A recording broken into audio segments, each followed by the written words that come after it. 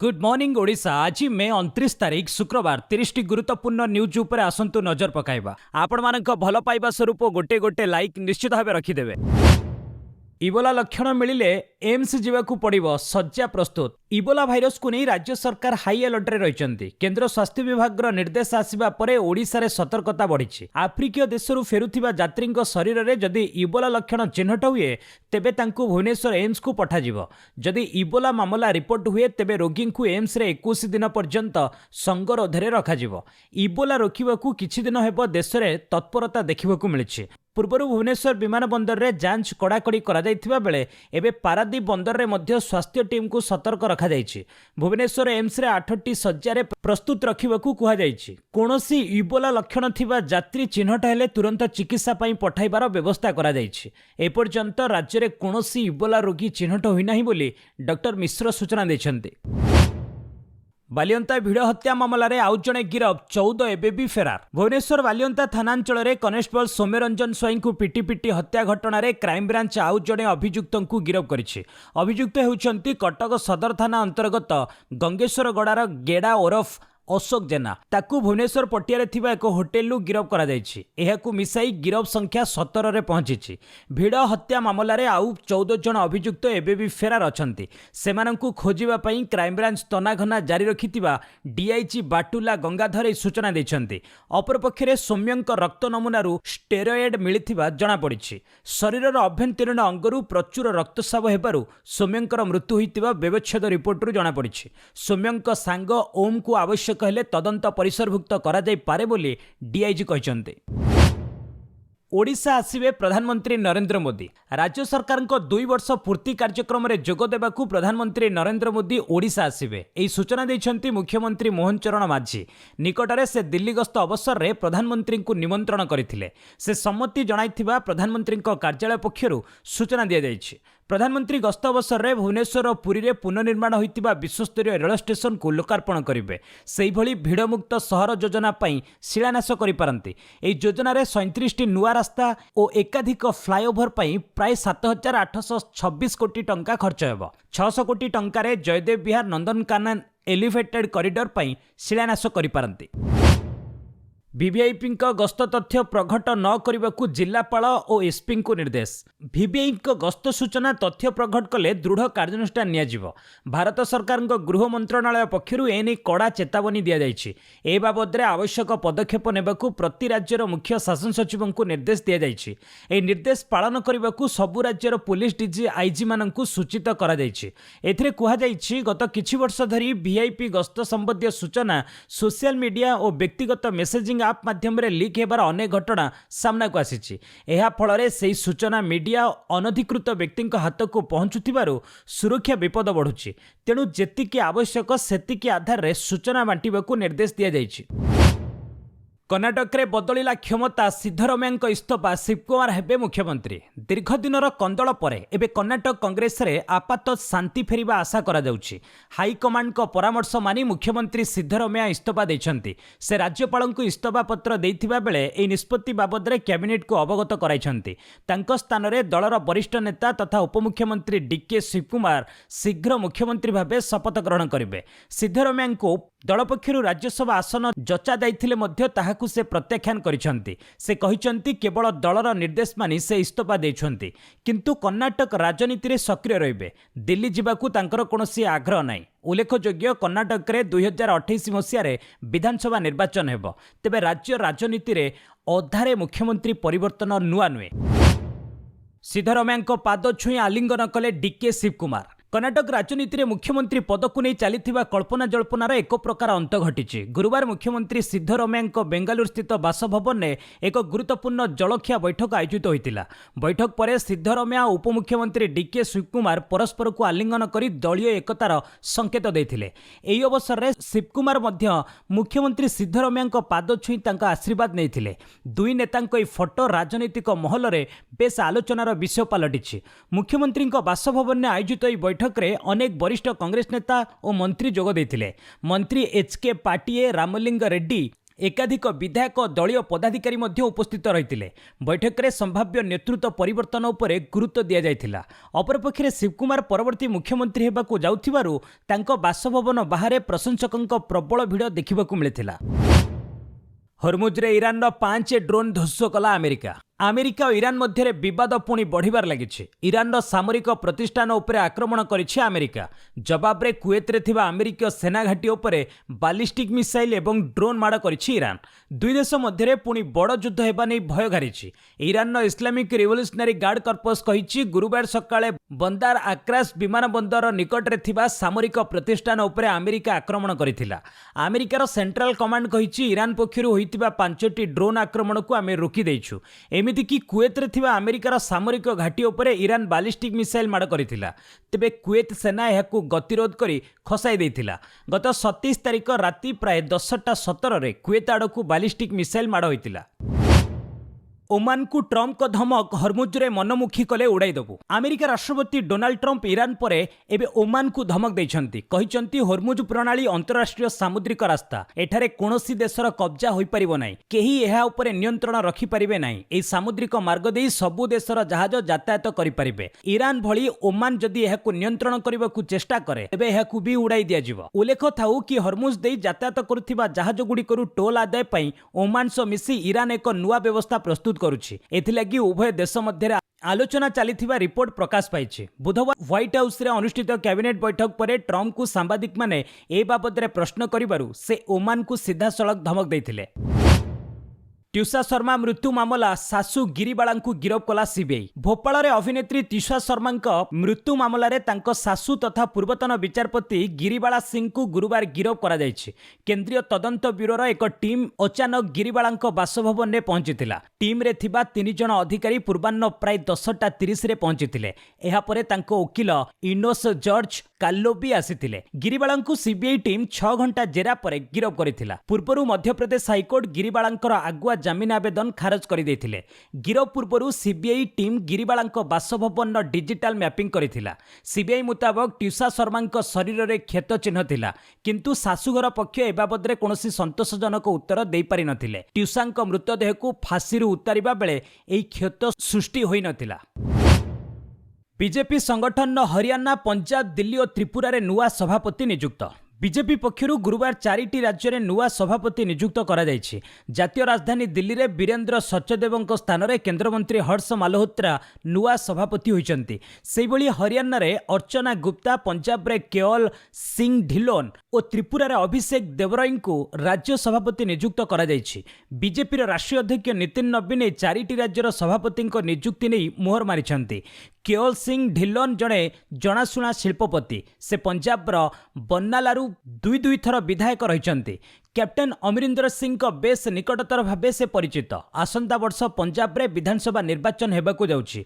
तेणु ढिलोन बीजेपी पई निर्वाचन में गुरुत्वपूर्ण भूमिका निभाइबे बोली कुहा जाउछि।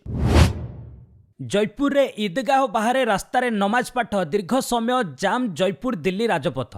राजधानी जयपुर समेत समग्र राजस्थान रे गुरुवार भक्ति और सम्मानर सहित त्यागर पर्व ईद पालित हो जाइछि। विरोध और आपत्ति सत्वे जयपुर ईदगाह समेत अनेक स्थान रे रास्तार नमाज पाठ करा जायतिला। जयपुर ईदगाह रे प्राय 1 लाख लोक एकत्र नमाज पाठ करथिले। ईदगाह परिसर रे मात्र 5 ରୁ 7 हजार लोक बसिथिले, किंतु बाकी लोक माने ईदगाह बाहर जयपुर दिल्ली राजपथ रे नमाज पाठ करथिले। फଳରେ ଜାତୀୟ ରାଜପଥ ଦୀର୍ଘ ସମୟ ପାଇଁ ବନ୍ଦ ରହିଥିଲା। ବିଶ୍ୱ ହିନ୍ଦୁ ପରିଷଦ ପକ୍ଷରୁ ଏହାକୁ ନେଇ ପ୍ରତିବାଦ କରାଯାଇଥିଲା, କିନ୍ତୁ ବିରୋଧୀ ଦଳର କିଛି ବିଧାୟକ ରାସ୍ତାରେ ନମାଜ ପାଠକୁ ସମର୍ଥନ କରିଥିଲେ। ସେମାନେ ଯୁକ୍ତି ଦର୍ଶାଇଥିଲେ ଯେ କାଉଡ଼ି ଯାତ୍ରା ସମୟରେ ଲକ୍ଷ ଲକ୍ଷ କାଉଡ଼ି ଚାଲି ଚାଲି ରାସ୍ତା ଅବରୋଧ କରିଥାନ୍ତି, ତେଣୁ ଇଦ୍ରେ ମାତ୍ର ଅଧଘଣ୍ଟା ଲାଗି ରାସ୍ତା ବନ୍ଦ ରହିବାର କୌଣସି ଅସୁବିଧା ନାହିଁ। ईद्रे ताजमहल नमाज पाठ गाई को जातीय पशु मान्यता दाबी कले मुस्लिम श्रद्धालु। प्रेमर नगरी उत्तर प्रदेश आग्रा गुरुवार ईद पर्व पालित हो जाइछि। बहु संख्यार श्रद्धालु ताजमहल शाही मस्जिद रे पहुंची, जोठारे पिलांकठारु वृद्ध पर्यंत समस्ते देशर शांति, प्रगति और समृद्धि पई प्रार्थना करथिले। प्रार्थना परे ईदगाह बाहर उत्तर प्रदेश मुस्लिम महापंचायत द्वारा एक अनन्य पदक्षेप देखिबाकू मिलिथिला। प्लाकार्ड और पोस्टर धरी बहु संख्यक मुस्लिम पंचायत सदस्य गाई को जातीय पशु भाव में घोषणा करने को दाबी करथिले। सेमाने कहिथिले जे गाई देशर संस्कृति और लक्ष लक्ष लोकंक विश्वासर प्रतीक तेणु यार सुरक्षा सम्मान निश्चित करा उचित। महापंचायतर सरपंच नदीम नूर कहते जे मुसलमान माने मध्य गाईर असम्मान को सहे करती नहीं। समाज रे गो सुरक्षा नाम रे घृणा प्रसार करुथिबा लोकंकु एडाइबा दरकार। साउदी अरब जेल में 20 वर्ष सजा काटी केरल फेरिले भारतीय नागरिक। साउदी अरब रे दीर्घ 20 वर्ष सजा काटिबा परे जड़े भारतीय नागरिक स्वदेश फेरिछन्ति। तांको नाम अब्दुल रहीम। से केरलर बासिंदा। अब्दुल गुरुवार सकाळे केरल कोझिकोड जिल्लार रामनाटुकारा ग्राम में पहुंची जनापड़ी जहाँ तांको परिवार रे एक भावप्रवण परिस्थिति सृष्टि करथिला। घटनारू जनापड़ी जे अब्दुल साउदी रे एक हाई प्रोफाइल मामला रे फसी जाइथिले। जड़े 15 वर्षीय साउदी बालकर मृत्यु मामला रे तांकु दोषी साब्यस्त करा जाइथिला। कोर्ट एहाको एक दुर्घटना जनित घटना बोली वर्णना करथिले मध्य अब्दुल को मृत्युदंड देइथिले। तेबे सेठारे थिबा भारतीय संप्रदाय अब्दुल को मृत्युदंडरू मुकुलाइबा पई एक बड़ धरणर क्राउड फंडिंग प्रयास करथिले। 34 कोटी टंका संग्रह करा जाई सही बालकर परिवार को दिया जाइथिला। परे कोर्ट मृत्युदंड को कोहल करी 20 वर्ष जेल दंड देइथिले। 36टी आंचलिक दलर आय 1270 कोटी टंका ह्रास। देश में 36टी राजनीतिक आंचलिक दलर आय 2024-25 रे 51.57% कमी। एही दल मानकर मोट आय 1192 कोटी 94 लक्ष टंका रही। 2023-24 रे एमानक आय थिला 2463 कोटी 17 लक्ष टंका। 36टी दल मध्यरु 21टी निजर घोषित आय ठारू अधिक खर्च करिसेंती। एही दल मानकर मोट खर्च 1433 कोटी 7 लक्ष टंका रही, जहाँकि मोट आय ठारू 240 कोटी 12 लक्ष टंका अधिक।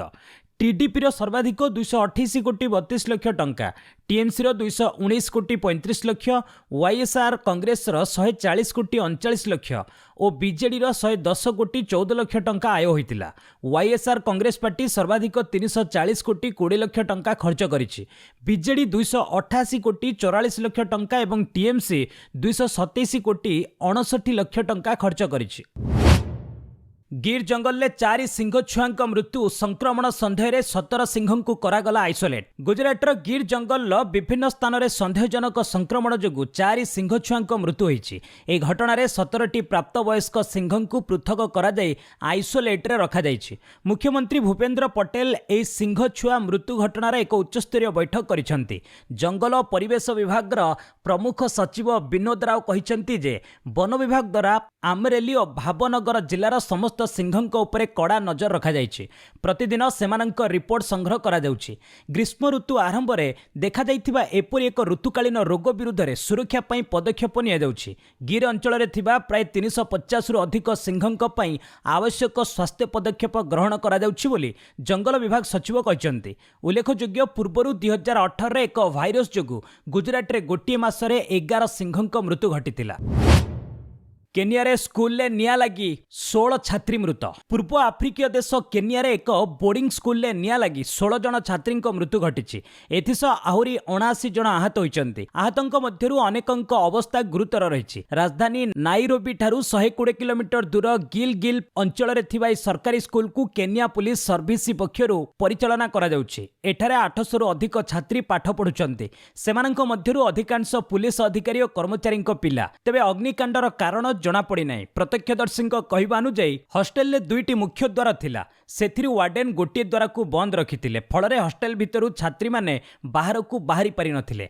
केनिया रे स्कूल ले निया लागिबा एहा प्रथम घटना नुहे। एहा पूर्वरु 2024 रे मध्य एक स्कूल ले निया लागी 21 छात्री जीवन जाइथिला। 2017 रे एक स्कूल ले निया लागिबारु 10 जनक मृत्यु घटिथिला। सुप्रीमकोर्ट रे विचारपति नियुक्ति प्रसंग केंद्र को 5 नाम पठाइले कॉलेजियम। सुप्रीमकोर्ट रे विचारपति भावे नियुक्ति लगी सुप्रीमकोर्ट कॉलेजियम केंद्र सरकार को 5 जनक ना पठाइचंती। सेमानक मध्यरे 4 जन हाईकोर्ट मुख्य विचारपति एवं जड़े वरिष्ठ वकील रहिचंती। कॉलेजियम पंजाब एवं हरियाणा हाईकोर्ट मुख्य विचारपति सेल नागू, बॉम्बे हाईकोर्ट मुख्य विचारपति श्री चंद्रशेखर, मध्यप्रदेश हाईकोर्ट मुख्य विचारपति संजीव सचदेवा, जम्मू कश्मीर एवं लद्दाख हाईकोर्ट मुख्य विचारपति अरुणा पल्ली एवं वरिष्ठ वकील भी मोहनांक नाम सुपारिश करिसेंती। एई सुपारिश मे 22 एवं 27 तारिख रे होइतिबा कॉलेजियम बैठक बेले होइतिबा जणा पड़िछि। जदि वरिष्ठ वकील भी मोहना सुप्रीमकोर्ट रे विचारपति भावे नियुक्ति पांती तेबे शीर्ष अदालत रे महिलांक भागीदारी बढ़िबो। एबे सुप्रीमकोर्ट रे केवल जणे महिला विचारपति जस्टिस बीभी नागरत्ना रहिचंती। तेलंगाना कॉलेज पिलांकु जलखिया मध्याह्न भोजन मिलिबो। तेलंगानार सरकारी और सरकारी अनुदान प्राप्त जूनियर कॉलेज गुड़िकर जुक्त 2 छात्र छात्री मानकु सकाळ जलखिया एवं मध्याह्न भोजन जोगाई दियाजिबो। तेलंगाना मुख्यमंत्री ए रेवंत रेड्डी आसंता जून 12 रे एई योजनार शुभारंभ करिवे। एबे केतेक राज्य रे स्कूल गुड़िकर पिलांकु मागणा मध्याह्न भोजन दिया जाउथिबा बेले पड़ोसी आंध्र प्रदेश जुक्त 2 छात्र छात्री मध्याह्न भोजन योजना संप्रसारित करिछि। तेलंगाना रे प्रथम दिन में प्राय 42,250 छात्र छात्री एथिरे सामिल हेबे। कॉलेज गुड़िक खोलिबा परे एवं उपस्थान स्वाभाविक हेबा परे प्रतिदिन प्राय 1.92 लाख छात्र छात्री योजना रे जलखिया एवं मध्याह्न भोजन पाइबे। राज्य सरकार जलखिया पई 80 कोटी एवं मध्याह्न भोजन पई 100 कोटी टंका व्ययबराद करिसेंती। टीएमसी नेतांक क्षेत्रु 2 कोटी 24 लाख टंका जबत। पश्चिमबंग पुलिस गुरुवार टीएमसी नेता तथा उत्तर 24 परगना जिल्लार बदुरिया नगरपालिका अध्यक्ष दीपंकर भट्टाचार्य क्षेत्रु कोटी कोटी टंका नगद अर्थ जबत करिछि। टंका भर्ती 4टी ट्रॉली बैग एवं 1 बस्ता सही क्षेत्र में माटी तले पोता जाइथिला। खबर लेखाबा सुद्धा होइतिबा गणति हिसाब रे ताहा प्राय 2.24 कोटी टंकार अधिक हेबो। गत सोमवार दीपंकरंकु एक होटेलु दुर्नीति अभियोग रे गिरफ करा जाइथिला। गिरफ बेले तांकोठारु 80 लाख टंका जबत होइतिला। दीपंकरंक विरोध रे राज्य सरकारक विभिन्न योजनार अर्थ हड़प अभियोग रहिछि। स्निपर कुकुर एवं ड्रोन कैमेरा जरिया रे तांको खेत सारा खोला जाइथिला। परे सेठारु 500 टंकिया नोट बिड़ा एवं सुना मिलिथिला। गुजरातर 22 वर्षीय छात्री को कानाडा रे छुरी भूसी हत्या।